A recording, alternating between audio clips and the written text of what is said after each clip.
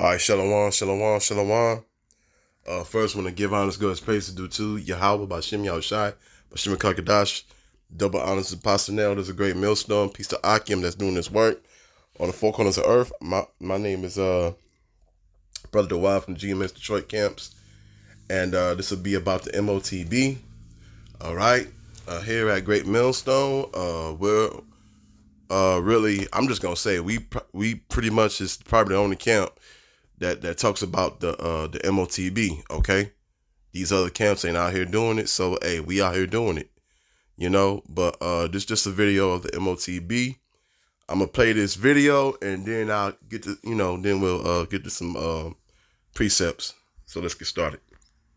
Hi, this is Dr. Bertalan Meshku, the medical futurist, and today I want to talk about RFID chips and whether or not it's a good idea to implant one. So you have something else that's really interesting in the newsletter about people in Sweden putting implants, microchips, right, Yes. into them. We've seen something like this here. There was a company that In Wisconsin, right, yeah. so they could get stuff out of the vending machine with Yeah. these microchips. So what's happening in Sweden? In the past couple of years, Sweden has seen a growing number of people getting microchips implanted under their skin. It was once a very niche thing among the most dedicated biohackers, but now it's becoming mainstream in the tech-savvy and open-minded Scandinavian nation. And I'm a proud geek, so I wanted to get one too.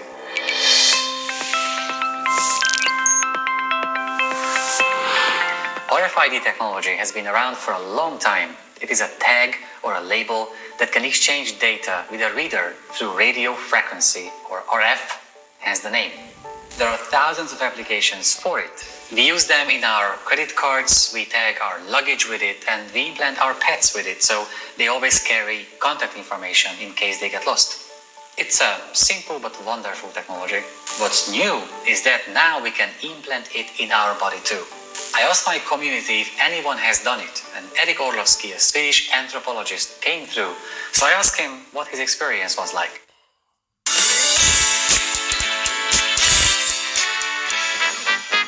Congress, take action. It's time So to lucky pass for this. crypto market structure legislation now. Experience was like. Hi, my name is Eric, and I recently returned from my 3 months thesis fieldwork in Sweden, researching microchips, and now I'm here to answer a few questions about them. About popularity, I think it's important to understand that there's only about 5,000 people in Sweden with an implant, and out of a population of 10 million, so they're relatively popular but not super widespread. Much of the relative popularity, I think, stems from Sweden being a very tech-optimistic culture. So there's this willingness to try out new technologies without necessarily being worried about kind of the big risks or the kind of big things that could go wrong. I have a chip. I got it right here about 3 months ago when I started my research. And I got it for the same reason that I think many other people I've spoken to have gotten one, and it's curiosity. Obviously, where it stems from is different depending on the individual.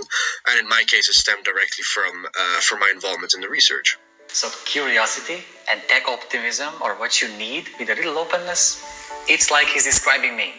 I went online to order an RFID chip from one of the most popular online resellers. They are called Dangerous Things. No red flags whatsoever. And in 2 weeks, they delivered this package. As you open the box, you can tell right away that this is not a toy. They immediately warn you not to meddle with anything to keep it all clean and sterile. But what we do have here is one Next implant, one Vivo key implant, 2 injectors, 2 pair of procedure gloves, 4 antiseptic wipes, 2 gauze pads for post-injection care, and bandages. Despite their ominous name, Dangerous Things takes the procedure very seriously, and so should you. This is a small operation. Can you imagine that there is no surgical protocol for the injection of these things? And while technically a piercer could do the job, it's highly recommended to do it with a surgeon. And Dangerous Things does help you with this, as on their website they show you professionally trained partners who are equipped to implant these chips. But what I think is really going to make a difference in terms of chip implants going mainstream is how easy it's going to be to set them up. So I asked the founder from Dangerous Things about what to expect. You know, the older implants, like the Next that use the Intake 216, you do have to program those with data that you want to either share or tell it to redirect somebody to a website or something like that.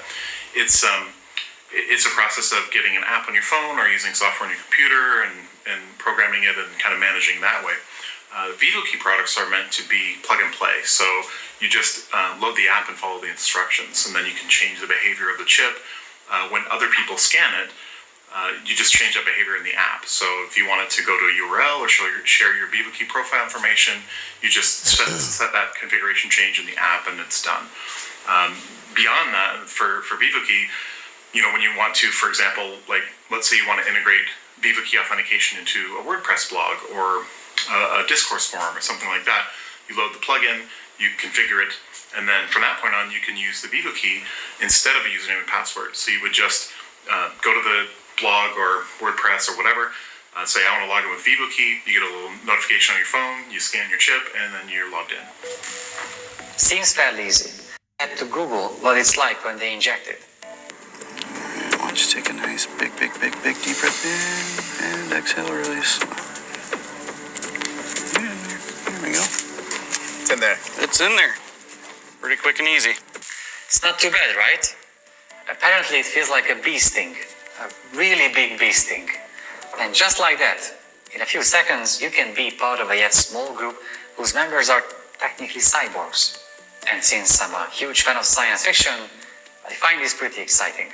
But as a physician, I wanted to know more before I was about to commit to a medical procedure altering my body, right? So I prepared a few questions for my surgeon friend, Dr. Zsolt Varga.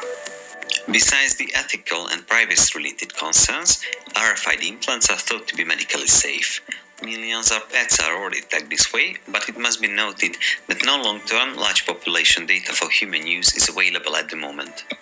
In my opinion, it should be carried out in a clean environment, in aseptic circumstances, preferable by someone with anatomical knowledge and experience in performing basic medical procedures. The full recovery can take up to 4 weeks, but it does not interfere with any daily activities.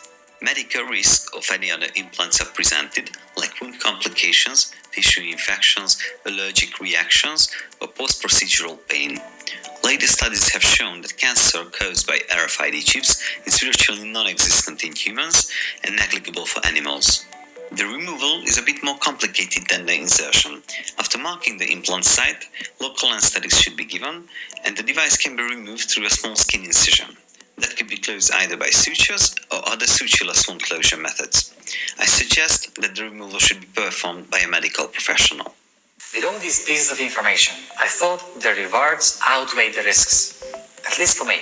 With this chip, I could operate doors, unlock my phone, or even carry my boarding pass at airports. It's awesome. I just needed to get the all go from my wife as we discuss every... Alright, that'll be enough. Just wanted to make sure, get it okay, perfect picture. So that'll be enough. I'm just gonna go ahead and get to some scriptures. So, so that's enough for the video. So, hey, here at the Great Millstone, we tell people not to take it. All right. So, don't take it. For you tribes. So-called Negroes, Latinos, Native Americans, Israelite foreigners that go back to the sons of Jacob. That might look like another nation. Not to take it. All right.